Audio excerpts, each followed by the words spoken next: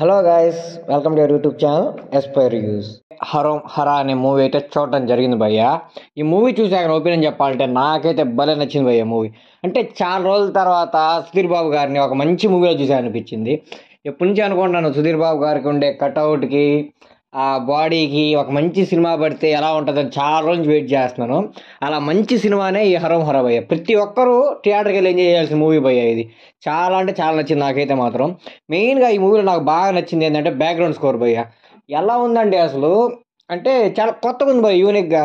ఏదో డ్రమ్ములు డబ్బడమని కొట్టేసి మ్యూజిక్లు వేసేయడం కాదు, కొంచెం యూనిక్గా ఉందన్నమాట బ్యాక్గ్రౌండ్ స్కోర్ అనేది. నాకైతే ఆ బ్యాక్గ్రౌండ్ స్కోర్ అనేది చాలా బాగా నచ్చింది. సుధీర్ బాబు గారి ఆ కటౌట్, ఆ బాడీతో యాక్షన్స్ చేస్తుంటే చాలా బాగా అనిపించింది నాకు ఎక్కడ ఈ సినిమాలో కొంచెం మైనస్ అనిపించింది అంటే అగ్రెషన్ని వాటిని సుధీర్ బాబు గారు సరిగ్గా క్యారీ చేయలేదేమో అనిపించింది నాకు. అంటే ఎలివేషన్ బాగుండయి, ఆ బ్యాక్గ్రౌండ్ స్కోర్ అంతా తోపు ఉంది, భయంకరంగా ఉంది. కాకపోతే ఈ సుధీర్ బాబు గారు అవన్నీ ఈయన క్యారీ చేయలేడు. ఐ మీన్ ఈ సినిమాలో క్యారీ చేయలేదేమో అన్న ఫీలింగ్ అయితే నాకు అనిపించింది అనమాట. అది కొంచెం కానీ బాగుంటే సినిమా ఒక రేంజ్లో ఉండేది. అదొక్కటే నాకు కొంచెం మైనస్ పాయింట్ అనిపించింది. అంతకుమించి ఇంకేం మైనస్ పాయింట్ లేదు పెద్దగా.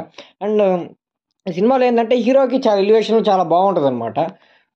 అంత ఎలివేషన్ ఇచ్చిన హీరోకి ఏదో 2-3 ఫైట్లు ఉంటాయి అంతే. అట్లా కాకుండా ఒక మంచి సాంగ్ వేసి మంచి ఎలివేషన్ ఇచ్చి ఫైట్లు పెట్టి ఇంకో రేంజ్లో తీసిండొచ్చు. అంటే ఇప్పుడు తీసిన దానికంటే ఇంకా బాగా తీసిండొచ్చు.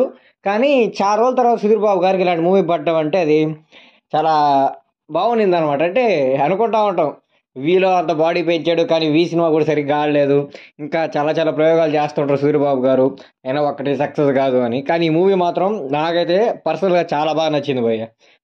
మెయిన్ ఇందులో స్లాంగ్ భయ్య. అంటే మొరటగా అలా ఉండేవాళ్ళు ఏంటంటే ఎట్లంటే అట్లా మాట్లాడతారు, అంటే కొంచెం రూడ్గా ర్యాష్గా అలా మాట్లాడతారు.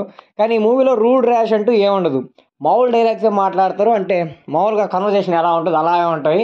కాకపోతే డైలాగ్స్లో డెప్త్ చాలా బాగుంటుంది భయ్య. ఇప్పుడు మామూలుగా ఇద్దరు ఫ్రెండ్స్ కన్వర్సేషన్ చేసుకుంటా ఉంటే వాడిని మనం కోపంగా అలా మాట్లాడకుండా జస్ట్ సాఫ్ట్ మాటలతో భయపెడితే ఎలా ఉంటుందో ఈ సినిమాలో అలాంటి స్లాంగ్ అయితే మీరు చూస్తారు. స్లాంగ్ అయితే నాకు ఆ డైలాగు బాగా నచ్చాయి. కాబట్టి ప్రతి ఒక్కరూ హర మూవీ అయితే చూడండి. నాకైతే చాలా బాగా నచ్చింది. మెయిన్గా బ్యాక్గ్రౌండ్ స్కోర్ చాలా బాగా నచ్చింది నాకైతే మాత్రం.